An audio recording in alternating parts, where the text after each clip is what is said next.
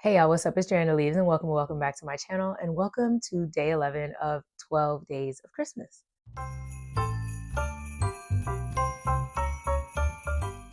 So for today's video, I am going to be doing a review of the plants that I got from UPT and just like a review of like the ordering process and all of that in general. So this is actually something I wanted to do in the summer back when it was a little bit closer to when I bought the plants.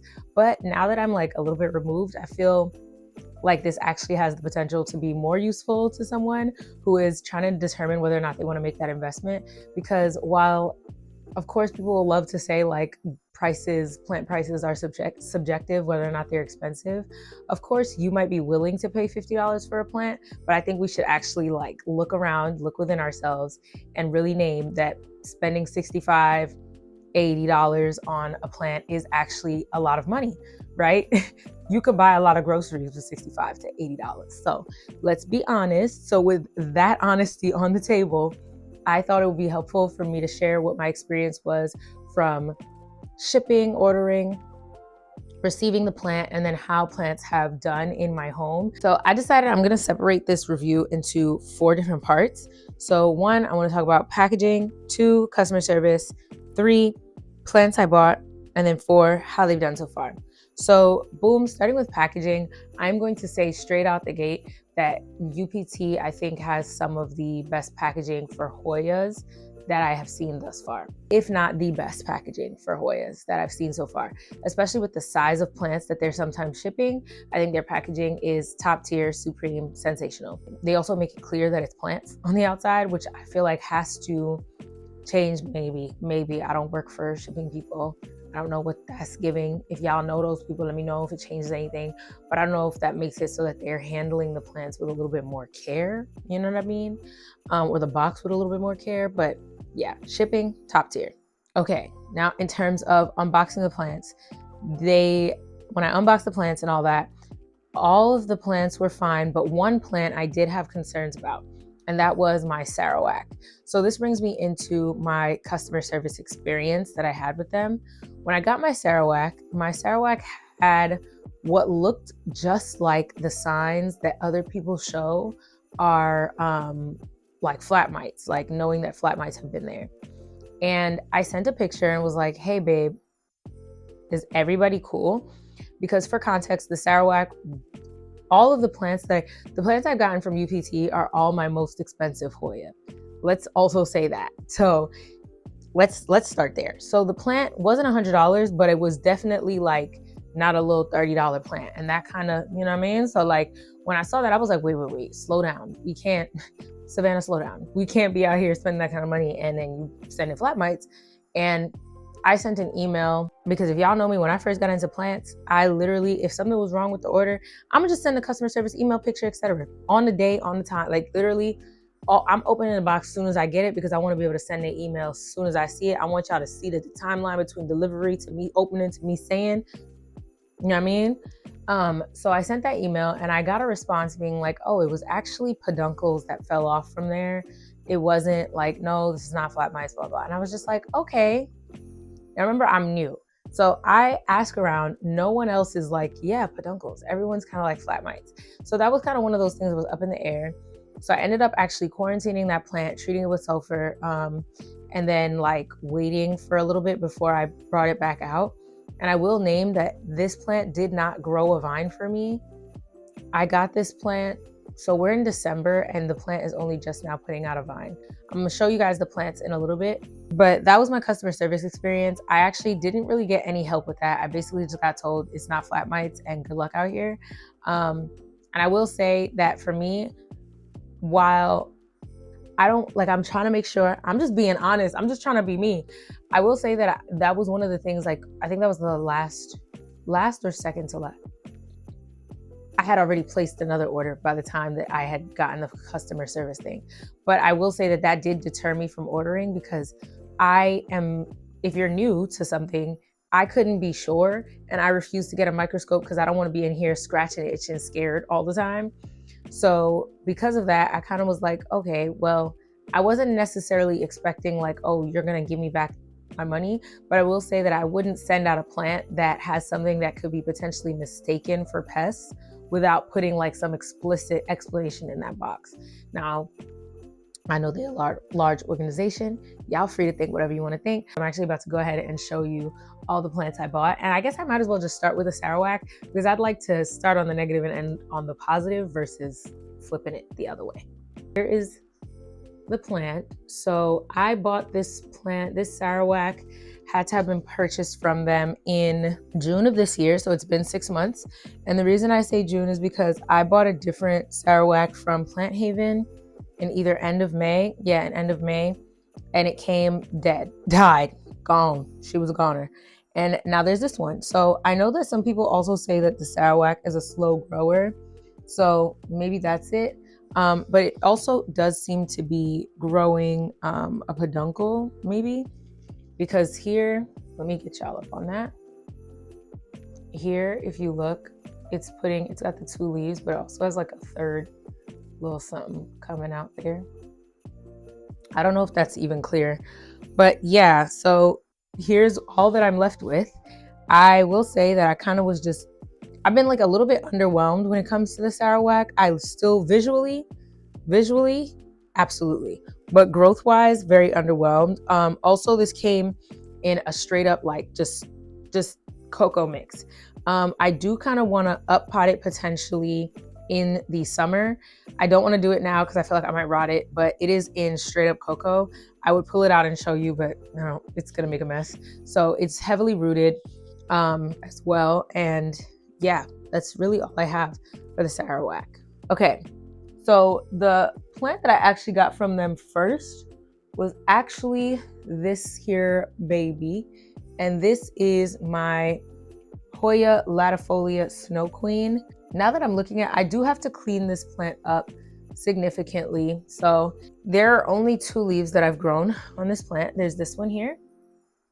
Oh no, there's 3. There's 3. There's this weird curved one. There's this one. And then this is the most recent leaf I got, which finally is giving Snow Queen. It's like got the right splashing, etc. I do need to chop this vine that's like going around trellis, but I will say I do think that for my Snow Queen in general, I actually want to chop it all the way up. So I want to chop it up and I want to start the plant over with these 2 leaves that I have here. And then potentially just have a bunch of props going and see what happens from there. I do think that this is actually already shooting something else from down below here.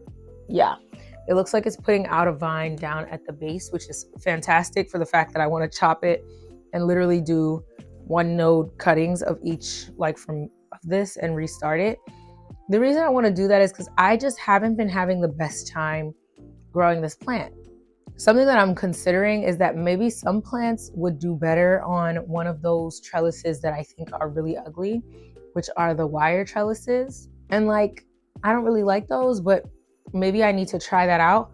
Also, I think that some plants, you have to wait for them to put leaves out, like some Hoyas specifically, you might have to wait for them to put the leaves out before you, what's the word for it? Before you trellis it. So I am actually doing that with my, oh no, I think I ended up trellising it, which, was that dumb? Maybe. Oopsie.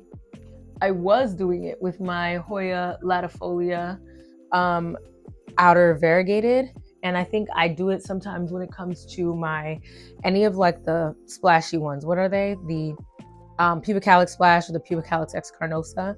I'll just let the vine grow, and once it starts pushing those new leaves initially and they get a little bit of size is when I will help me, y'all. I'm losing my words. That's when I will trellis them. But I feel like this shot out a long vine. The vine is so long. It didn't put any leaves out. I didn't know what to do. I'm like, the vine is all the way up in the sky. So many nodes. It's literally never going to put out any of these leaves because it now started another vine that is growing upright. And I'm like, that's totally fine. But can someone explain to me, like, should I not trellis it? Am I doing something too soon? Like, what is even happening? So yeah, with that being said, I am considering chopping it up. I think I'm actually going to be chopping it up on a live where I prepare my collection for the new year, because I kind of want to go into the new year with like my collection just exactly where I want it to be. All right, so that was the Snow Queen. Okay, so then the next set of plants that I got the these are two plants that made me think, whoa, slow down with Hoyas. And that was my Cochang Island and then my species Vietnam. I'm gonna just insert pictures of like my species Vietnam because it's downstairs and I didn't want to go get it. So here's a picture of it. The species Vietnam, I actually, in my original downsizing video, I was like, I'm downsizing this plant. And then instead of downsizing it, I ended up chopping it up.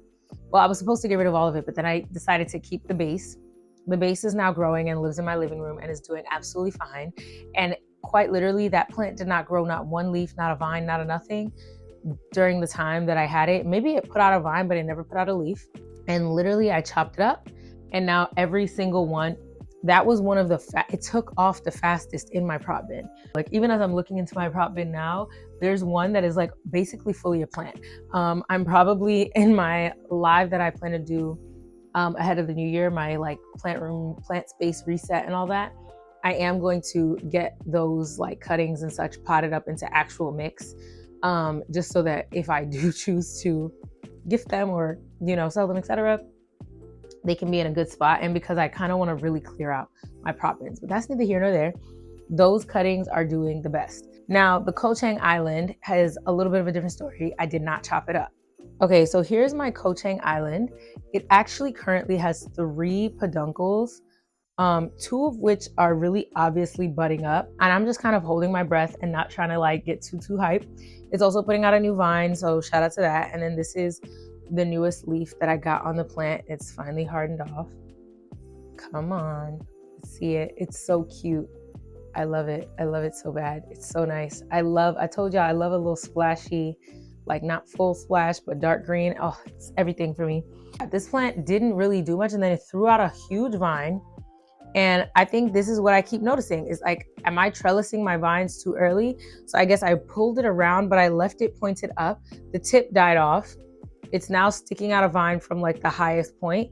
So I'm just kind of like, I don't really know what is the purpose of it going in a U. Should I not just like trellis them upward? And that's kind of where I'm like, I guess that's why the mesh or like that wire mesh circle, you know, cylinder trellis thing makes sense, because there's never really a point where it's just like shooting up and then going down. It's kind of just constantly like trailing, winding around instead of, but they're so ugly to me. I hate that for me. I don't like what they look like, but I guess that would probably stop this problem. But that said, it stuck out 3 peduncles. And at first I was like, are you dying? Why is this happening? But they're all budding up. So let me show you one of the budding up peduncles right here. So there you can see one. There's one down here and then another one in the cut. And I kind of was just like, wow, what is happening here? Nobody knows. And then it's also putting out a growth point and it seems like it's trying its hardest to actually like live. So there's that. Yeah, I decided to keep this one because it's a Cochang and I don't know, this one had a little bit more splash than the Vietnam, which is why I kept it. The Vietnam I do think is a darker leaf. Now that I have it in my prop bin, it is a darker leaf, but I still appreciate this one. I'm excited to see the blooms. I guess I don't have much to say because this one hasn't grown for me much. And then finally, I have the Tanggamus. So this one, just like the Snow Queen, I am going to 100% chop it up.